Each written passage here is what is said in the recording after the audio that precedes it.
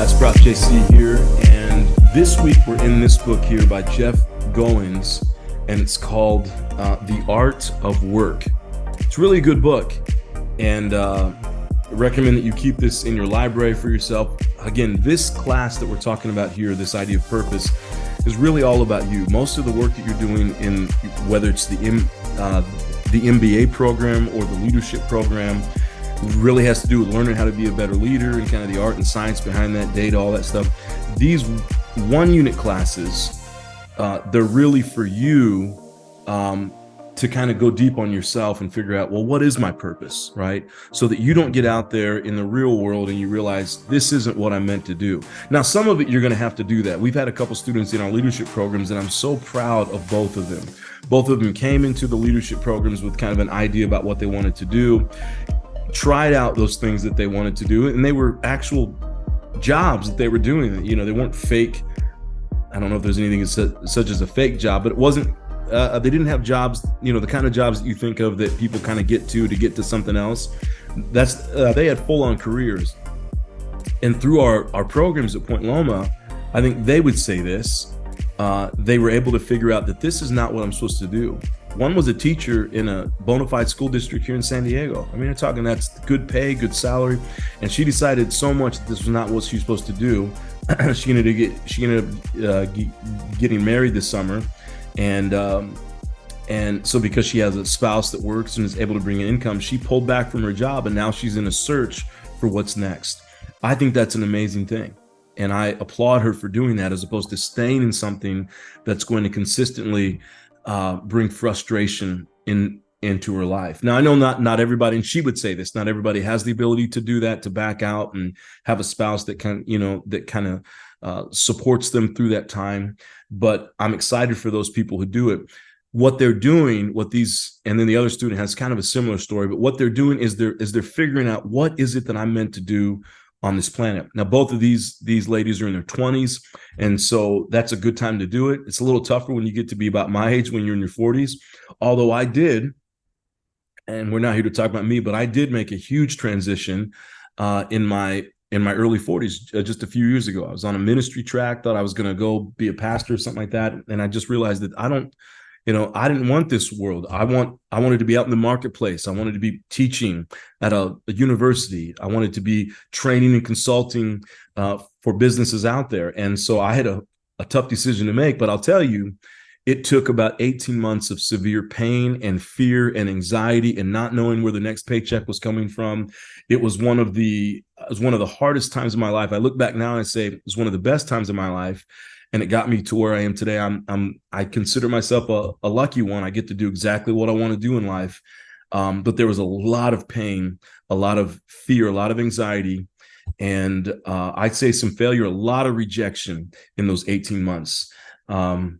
So that's hard to do. But I think for me, it was important because purpose is important. And that's why this class is so important, because I want you to find your purpose. And if you can do this in your 20s or 30s, more power to you. I'd rather have you do it then than have to make that change at 40 and realize, hey, I'm not on the path I want to be on. So let me make that transition. I want to see you be able to do it now. So anyway, let's get to what Jeff Goins has to say. Now, this isn't going to be a long podcast, because I just want to read a few statements he makes in chapter 1. I mean, he's got like 5 chapters in the first chapter. There's so many things we could read, but here's what I really want to talk about. I just want to read a couple statements that he makes, and then we'll get to kind of our assignment today. So he talks about this idea that happiness is overrated, and that the pursuit of happiness is what probably gets most people in trouble. And he talks about the 2 different stories that we hear. You know, when people talk about their story and how they made it to wherever they are, especially the really successful ones, when we sit down and listen to them, like a billionaire or a top-rated nonprofit executive, whatever it is, what he would say, first you hear is the tale of the self-made person, right? The self-made man or the self-made woman. And this is a person who's driven and they've overcome obstacles. And what they do is they set that goal, they work hard, and they achieve their objective. That's kind of the self-made man, the self-made woman, right? And the second story that we kind of hear is kind of the opposite. It's, instead of a self-made, it's really what he calls a determined path. that this is something that's been scripted for somebody for better or for worse, right? So we think about maybe royalty, right? That's like the top 1%, right? Their path has been scripted out for them from the day they're born because of their bloodline, whatever it is. They're going to become XYZ because that's what they were born into. Their path is scripted for them. Or maybe they have a father who was a powerful CEO or powerful business person who's kind of scripted out their life ahead of them. But then the other kind of scripting that we see, which is it's tougher to watch, is the person whose life is from day one. Maybe they're born into poverty. They're born into lower socioeconomic circumstances, and so because of that, they find a lot of struggle, and their path is scripted out. But it's scripted out in more of what we might say is more of a disempowering way. There's no choice there. Okay. So he talks about that, and it's important for us to understand kind of where we fall in that. But then he talks about, and that's kind of what this book is about, is a third way. And he asked the question, what if there was more to your purpose than getting what you wanted? What if there were some things you couldn't control, but how you reacted to those situations made a difference? Is there a purpose to your life, or are we all just bouncing around in this chaotic universe? He goes on to talk about 13% of the world's workers are engaged. Only 13% of the world's workers are engaged. And I tell you, that's one of the reasons why I do what I do. This is my greatest passion, is how do we increase engagement in the workplace? We all spend a third of our lives, for the most of us, in the workforce. And so I think that time needs to be valuable. That time needs to be well spent. And so I'm giving the rest of my life to that mission. He talks about the other 87% feel disconnected from work and more frustrated than fulfilled. So really 100% of the people are not, what said that only 13% are engaged. So 87% of the people, right, are disconnected from their work, are disengaged from their work. Okay. And so out of 10 people, if you have a team of 10, only 1.3, so that's really one of those people on your team, is really engaged. The rest of the 9, if you can imagine, are disconnected. They feel frustrated and they're not fulfilled. I mean, imagine that. Imagine working on a team. We're in a business and leadership program here. Imagine leading a team where 9 out of 10 people on your team aren't connected. That's going to decrease profitability, decrease impact, decrease effectiveness, decrease engagement. And all of that goes to the bottom line, whether you're in a for-profit or nonprofit. Okay. And then he says this right here: when you're stuck fulfilling an obligation instead of chasing a dream, you aren't your best self. So here's what he says. He says, human beings are not hardwired for seeking pleasure and avoiding pain, but that's typically what human beings do. We spend our whole life trying to avoid pain and seeking pleasure. And what he's saying is that we're not really hardwired for that. If anything, it's probably the opposite. If you look at the history of human beings and how we've been and how we've evolved over time, human beings have really been, it's about purpose. And the purpose may just be trying to find the next meal, whatever it is, but human beings are wired to be out there searching for that next thing and working and tilling the land and tilling the ground, right? He goes on to say that human beings want meaning.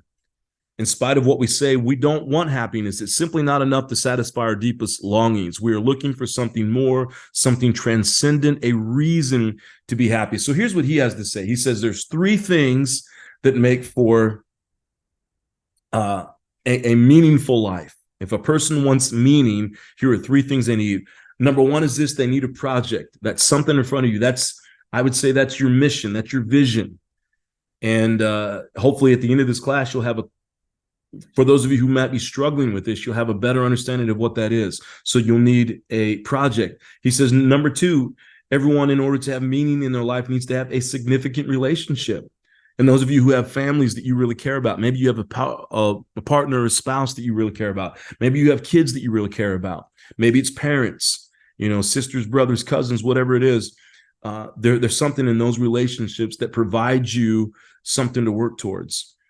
And then third, and this is a deeper one that we could really talk about for quite a while, he talks about a redemptive view of suffering, a redemptive view of suffering. And here's what that really means, that redemptive view of suffering means that we don't see suffering as a bad thing. Instead, we see suffering as something that grows us and helps us to reach our full and highest potential. Something that pushes, that pushes us forward towards our purpose. Something that builds character. I think that's one of the most important things. Is something that builds character in who we are. And so when we're going through a tough time, instead of, sitting there and looking at that tough time and saying, woe is me, and I'm, this is horrible and life is bad and people are bad. Instead, we look at it and say, well, what's the lesson in this? I'm trying to become a better leader. I'm trying to become a better person. What's this lesson trying to teach me, whatever this lesson is? And so it's that redemptive view of suffering that anytime I go through something, whether it's having to change a flat tire on the freeway, or those of you who have kids like I do, maybe you're wrestling with issues with your kids. Maybe it's a health issue that you're going through and you got that news from the doctor that you didn't want to get. Maybe it's something at work. You've got a boss that you can't stand. You've got coworkers that you don't like. Okay. Maybe you're in a marriage, you're in a relationship that's not bringing you happiness, that's not bringing you joy. As opposed to looking at it and saying, woe is me and suffering is bad and I need to do whatever I can do to get away from suffering. What we could do is look at it from a different perspective and saying, what character is this building inside of me? Abraham Lincoln, it's a known fact. And I haven't studied this a lot, but it's a known fact that Abraham Lincoln, one of our former presidents, I think he was our 16th president, if I'm correct. It's a known fact that he had a very tough marriage. It wasn't an easy marriage. He decided that he was going to have a redemptive view on that and use it to build character. And so he stayed in it, and it didn't bring him happiness, but it brought him who he was. Abraham Lincoln, another part of his story is he had failure after failure after failure, but that moved him into the presidency. And I think most people would agree he's one of the greatest presidents of all time. But it's because he had a redemptive view of suffering. So that's really key. He goes on here on page 11. He says, stop trying to be happy. Okay. And then he tells a story, and this gets to kind of the heart of some of the work we're going to do. If you're able to read, this chapter, and I didn't tell you to read it, so it's not like I'm expecting you to, but if you go back and read chapter 1, he tells this great story. It's kind of a juxtaposition between two men that died. Both of them got news of cancer. One, I think it was brain cancer, and the other one was a different kind of cancer. And both of them approached it in a different way. One decided he was going to lean into it and say that this is my journey. This is what it is. I'm going to make the best of it. He wrote letters to his family. He wrote, especially to his kids. He did everything he could to prepare them. He spent time comforting the people around him, saying, hey, you're going to be okay. I'm going to be okay. This is part of the journey. And he ended up passing away 9 months after he got the diagnosis and his first surgery. So he was gone within a year of that diagnosis. The other person died within 3 or 4 months, I think is what the book talks about. But the other person, when they got the news, decided, I'm going to ignore it. It's not happening. It's not as bad as what they say it is. And so I'm going to act like that this isn't the case. I'm not going to write letters to my children. I'm not going to prepare them. And he went out with a bang, and there was a lot of resentment held behind because he didn't approach it in the way that he should have. And so I think the purpose that Jeff, the author of this book, is trying to bring us around as we're looking at this art, as we're looking at this idea of purpose, is to understand the most important things in life. So here's what I want us to do, okay, as we wrap up our podcast. Here's kind of the assignment that I want you to do. First, just write down the 3 things. We talked about that in the podcast. What are the 3 things that give life meaning? And then I want you to name what those are for you, okay? So list out what those 3 are and then say, so here's the answer to the first one, and here's what that looks like in my life right now. Here's the answer to the second one, and here's what that looks like in my life right now. Here's the answer to the third one, right? And here's what that looks like in my life right now, or here's how I view this in my life, or how I have viewed this in my life, or how I will view this in my life. Okay. So that's the first question I want you to answer. Name off the 3 things that give meaning in life, according to Viktor Frankl, I think was the one who talked about this, but I just talked about this in the podcast. The second thing is this. We talked about, he wrote a statement here that said, stop trying to be happy. That's what gets a lot of people in trouble, is they're trying to pursue happiness. Okay. And I want you to just briefly, in just a few sentences, talk about your own life and what is one way that you can stop trying to be happy. Okay. And here's what I mean by that. If there's something in your life that you're pursuing that you think that once you get this thing, you're going to be fulfilled. What could it look like if you stop going after it? And that doesn't mean that maybe you're going out, you stop going after it. Because for some of you, your business and you're thinking, if I could just build this business and raise this money and get this business up off the ground and get X amount of clients and get X amount of revenue and get my company to X amount of dollars in market valuation, then I'll be happy.